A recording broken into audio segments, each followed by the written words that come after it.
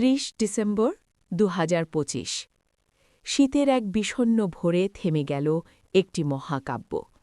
সকাল ৬টায় শেষ নিঃশ্বাস ত্যাগ করলেন বাংলাদেশের প্রথম নারী প্রধানমন্ত্রী দেশনেত্রী বেগম খালেদা জিয়া। এক দীর্ঘ লড়াইয়ের অবসান ঘটিয়ে তিনি পাড়ি জমালেন না ফেরার দেশে। ১৯৪৫ সালের ১৫ আগস্ট দিনাজপুরের এক সম্ভ্রান্ত পরিবারে জন্ম নেন এই মহীয়সী নারী।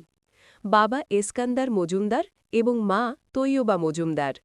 শান্ত ও লাজুক স্বভাবের সেই ছোট্ট মেয়েটি যে একদিন কোটি মানুষের হৃদয় জয় করবেন তা হয়তো কেউ জানত না। ১৯৬০ সাল তৎকালীন সামরিক কর্মকর্তা জিয়াউর রহমানের সাথে বিবাহ বন্ধনে আবদ্ধ হন তিনি। একজন সাধারণ গৃহবধূ হিসেবে শুরু হয় তার পথচলা। যুদ্ধের উত্তাল দিনগুলোতে সন্তানদের নিয়ে কাটিয়েছেন চরম অনিশ্চয়তায়, সহ্য করেছেন বন্দিদশা।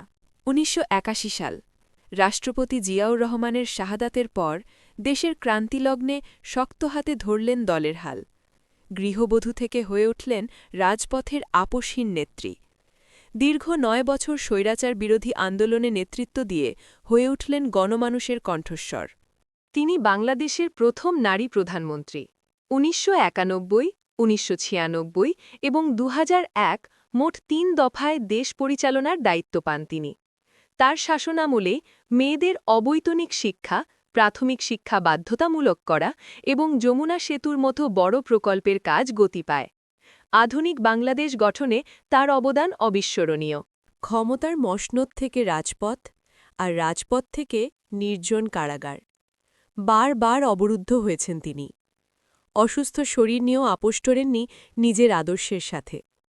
রাজনৈতিক প্রতিহিংসা আর দীর্ঘ কারাবাস তার শরীরকে দুর্বল করলেও মনোবল ভাঙতে পারেনি।